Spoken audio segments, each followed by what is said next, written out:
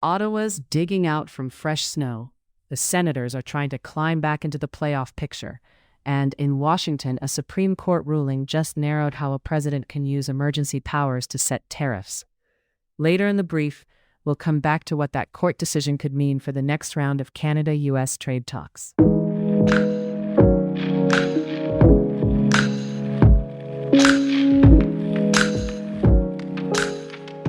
Ottawa first. Expect a snowy day with a high near 3 and a low near -9. If you're heading out tonight, the Senators are back at home against the Detroit Red Wings, and the timing matters. Ottawa sits 6 points out of a playoff spot, and Detroit is one of the teams directly ahead in that wildcard race. Tim Stützle is listed as a game-time decision coming out of the Olympics, and Ottawa is also staring at a 5-game road trip right after this one. So this is one of those bank-the-points-now moments. And a small local note for hockey culture. Ottawa Tourism is launching a contest tied to the heated rivalry fan base, with a prize built around bringing a fan to Ottawa to experience the city. Turning now to the bigger stakes, Canada-US trade, and what just changed. The main thread today is a U.S. Supreme Court decision that limits presidential tariff power and the way the Trump administration is responding.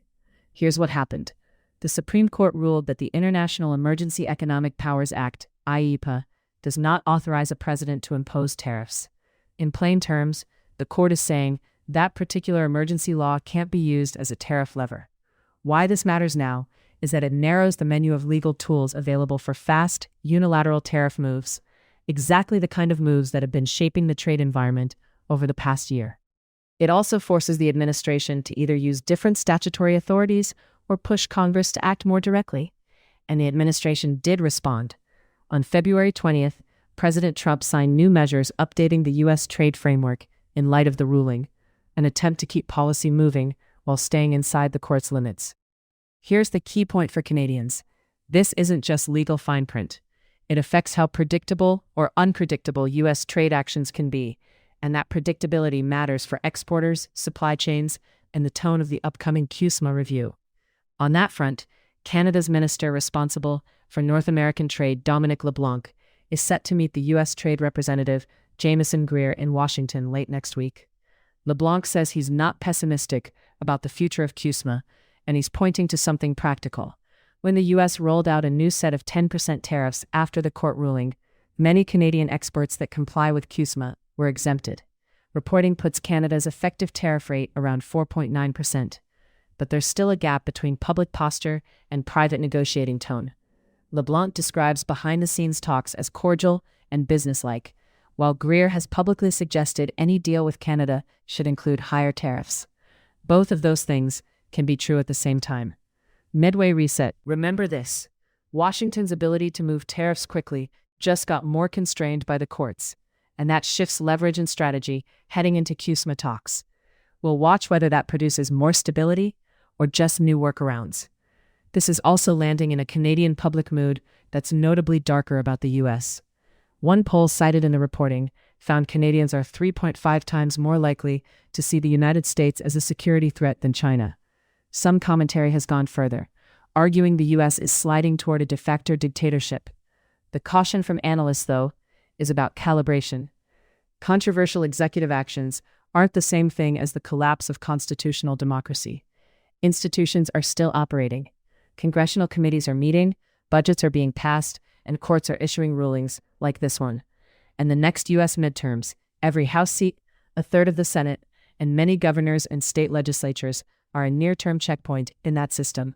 In Canadian politics, Conservative leader Pierre Poilievre is also putting trade strategy front and center. Speaking to the Economic Club of Canada, he criticized President Trump's tariff rhetoric and also warned against trying to replace U.S. trade with China. His pitch is that Canada should focus on what it can control at home and increase leverage in U.S. talks. He floated ideas like an all-party CUSMA working group and a strategic stockpile of critical minerals, alongside a call to rebuild Canada's military and diversify trade relationships. Two related cross-border stories to keep in mind because they shape how people experience this relationship beyond dollars and policy. One involves ICE detention. A Canadian-born U.S. permanent resident, Curtis Wright, has been held for nearly 4 months in a South Texas ICE processing center after being flagged at an airport over a decades-old misdemeanor conviction, with his family fighting for his release. Another report describes rising anxiety in the Akwesasne Mohawk community, which spans the Canada-US border, as residents worry about ICE activity affecting everyday cross-border movement and Indigenous rights. And one more governance note in Canada. The nominee to be Canada's first Foreign Influence Transparency Commissioner told a Senate committee the new registration law would apply to provincial and municipal processes too. So if foreign actors try to influence a possible Alberta separation referendum, they could be required to register, depending on the facts. Now the final piece to watch: what happens next? First, in Washington, does the administration lean on other legal authorities to keep tariffs in play, and do courts get pulled back in? Second, in Ottawa, LeBlanc's meeting next week is an early signal of how hard each side plans to push in the CUSMA review. And third, at home, the public mood is part of the story, because negotiators read it and markets read it too. In Ottawa tonight, it's Senators versus Red Wings, and in the bigger picture, it's courts, trade rules, and politics, all tugging on the same Canada-US file. That's the shape of the day.